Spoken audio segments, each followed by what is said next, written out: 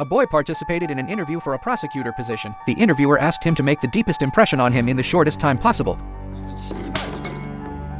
The boy successfully became a prosecutor and became the pride of all the teachers and students in the school. However, just half a year ago, he was a good-for-nothing hooligan. One day when he came home from school, he saw his father being beaten and scolded by a young man. He showed an admiring look towards the young man, because he was a prosecutor who held power. With just one word, he could send his father to prison. His father, who had always been arrogant and overbearing, had to bow his head in the face of power. Cheng suddenly understood a truth. He had become the leader in school relying on his fists, but once left the campus, those bookworms in his class would instead become the guys who truly held power. Cheng made up his mind to become a prosecutor. However, studying was no easy task for Cheng. He was excited for less than 2 minutes, and the next second fell sound asleep. One day at the skating rink, he accidentally opened his textbook. To his surprise, the knowledge that he couldn't understand before suddenly made sense to him there. From then on, Cheng studied while fighting with others and also studied while having meals with his classmates. As long as he was in a noisy environment, he could crazily memorize the knowledge in his mind. Finally, he successfully got admitted to the famous Seoul National University and also became a prosecutor as he wished. However, the job of a prosecutor wasn't as glorious as he had imagined, and Cheng was very frustrated.